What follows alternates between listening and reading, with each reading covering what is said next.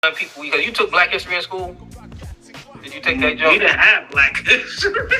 I don't know. I remember Black History being in February. They'll go over some shit in February, but it was like I didn't have no class, a Black History specific class, bro. I'm trying to remember where did you go, Buckley or Manchester? I took it because I thought I was going to learn something. And they just taught the same old thing. Slavery, Harriet Tubman, George Washington Carver, Bridget Douglas. Same old, I know that we have been around way longer than that, yo. Oh, yeah, they ain't gonna bring that shit down at all. I dropped. I got a DF. I don't know what it is on the class because he was a teacher. Now I ain't. You know what I'm saying? But one thing, too, there was a guy I came across, right? And I'm gonna have to move the phone for a second, and we're gonna talk about this guy here because every time you look at, because I'm trying to find where we are. It's like, why is it they keep making images and illustrations like we not in history? That's like every time they show indigenous people, they always show them like something. I'm like, I'm getting tired of this, right? Let me turn. I'm gonna have to turn. How can I swap my phone around for a second? I'm gonna show this guy here. This guy right here. Anybody can see this guy right here. Okay. The name right here is Joyce Catlin. This guy right here.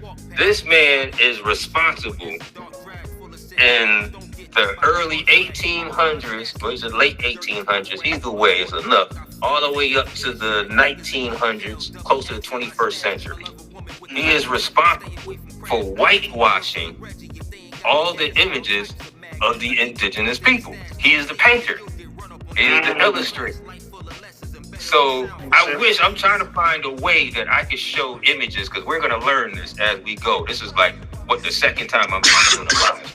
Learn no more. But this guy right here is responsible. So when you look up pictures of Native American, Indigenous Americans and stuff like that, you're going to find a lot of paintings that this man created. It was part because he came from Europe.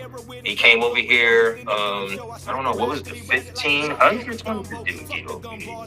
This is the 1700s. So 1700s, imagine here now, late 1800s. That's when they finally got their territories colonialized. They're thinking they straight from Europe. And he's appealing to his people in his area of what beauty was like in America. Right. So even though he went amongst indigenous people, he only chose to take portraits of the fairer skin, the lighter skinned people. You know what I'm saying? And that's all you're gonna see. So I'm like, yo, when you talk about black people in America, even I see these TV shows and they talk about us, the only history they know is slavery. It's like, why is even Google anything you look up? The only thing they talk about is slavery and the transatlantic slave trade. Like we weren't here. So let me bring up on that right there. So, the first Africans didn't come here, if I'm correct. They didn't come here until 1619. I think it was a little earlier than that, closer to maybe the late 1500s, but in 1619, Virginia is when the first Africans got here. That's Africans. I got you. It's not the people that already been here. Yeah, I got you. Yeah. Indigenous people. Indigenous people, why they shorten our history, right? So like, if they got here at that time period, and I'm tracing my family back earlier than that, my family comes from around Sumter, Privateer, South Carolina, Virginia areas, North Carolina, maybe North Georgia, all those regions right there. There's a lot of big tribal heritage there. You know what I'm saying? Makes sense. The people that were there, the tribes that were around that area were the Creek, the Sioux, if I'm saying it right. I know we had family that were kin to the Catawba, the Wateree Indians. You know what I'm saying? That was, from what I know, because that's what I've always heard that. So I did research. I had to find out more. come to find out, these people were part of the tribes, not all of them, part of the tribes that left the Mississippi area because of the Indian Removal Act.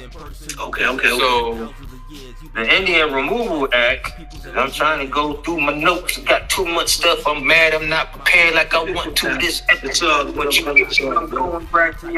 So I'm correct. The Indian Removal Act was around the 1830.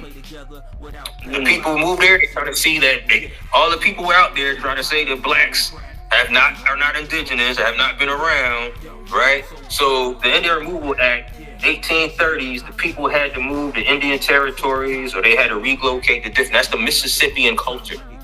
So even my mother tells me, my grandma always told her to look towards Mississippi, and we have lineages there. And I'm understanding now because the Mississippian culture was a very large culture of indigenous people. There were various indigenous tribes there. Some of them were melanated, some of them were a little more of the yellow-red type look, you know what I'm saying? And the red bone, you know what I'm saying? Come to find out, when it comes to, so racism, you already know, was a Europeanized thing, colonization, to divide us and make us see each other different and put us in a class.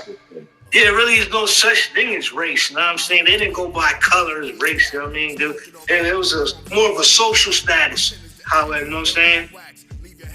Bang.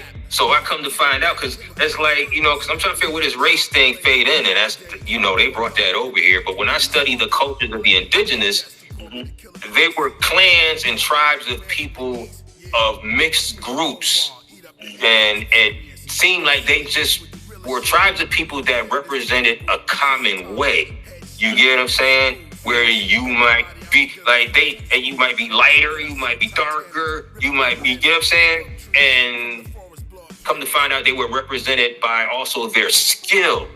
So the early Mississippian culture, come to find out, come from a culture that was called the early woodland culture. This was before all this. I believe this was about 800, 1000 BCE, which is the same thing as saying AD. You get what I'm saying? And are we talking about the Moors here, or are we talking about something different? Nope, I'm just talking about the indigenous people of the southern region of the Americas. Okay. You know what I'm saying? Okay. The United States, I'm saying. Okay. And when the Mississippian people had to leave because of colonization, and when they came here, the people left, and the Mississippian culture broke down into several tribes. And when they broke down into several tribes, the tribes that left, you had some that scattered. They went up the Mississippi, the Trail of Tears. They went up there. They went up to Oklahoma, the area. I have the map, and eventually I'll be showing the territories that they broke down and all that stuff like that. But a lot of the tribes, they either stayed where they were, or, you know what I'm saying, between Florida, you know what I'm saying, between Louisiana, all the way up to the Carolinas, and all the way up there, some even to New York, up in that area, you get what I'm saying? And Tennessee, you know what I'm saying, Chicago, you know what I'm saying? All of these areas is where the people, the Mississippian culture broke up and split. So if these pictures that this cat keeps showing, because I'm like, why do cats keep showing these pictures up here when they keep telling you? So when I pull up people of the Mississippian culture, now listen, I have a large collection of historical images. I got real scoops. I am dying to show all this stuff, yo. You know what I'm saying? But when it comes down to that, it's majority of indigenous people, melanated people. You know, I'm not against nobody's. That's them. They started that color crap since they want to start it. But when I come to find out, especially the Choctaw, the Chickasaw, Seminole, I'm down here in Seminole regions. You get what I'm saying? And everybody I see look like this. I'm pretty sure there are like the lighter tone Native Americans. I have no squabble because America is a large, diverse area of indigenous people. Right. But when colonization came, yeah, you know what I'm saying? I was saying when colonization came, because people like this George Catlin and them whitewashing everything in far as images, they chose. Yeah, like look at the picture of Jesus, Mashiach Yahshua. You know what I'm saying? They wanted to keep us out. They keep everybody melanated. You can go to South America right now. Like you see, people in Venezuela. They'll show you the lighter skin people more than the Afro Venezuelans or the Afro Mexicans. Everywhere, Afro China, Brazil. I've got all of the historical images, yo. I've got them in, but these people like this are reason why people like out there in the world, y'all keep thinking that when you see people that are Native American, you only think of light-skinned Native Americans. What I'm trying to say is people like this color have been in America before Africans were brought here. Facts. If you bang, okay? So everybody is not African. And people of Native American descent, stop acting like melanated people have not been part of the Native American diaspora since America has been here. The lies and the games need to stop. Everybody can work together, but this colonialism, colorism, and racism got everybody messed up. The first thing you think is black, I am not. The BLACK. That is a color, and in law, it is a dead entity. It is darkness in law. It means that you have no rights. Keep claiming, I am an indigenous American man, straight from this soil. My family has been here from this soil.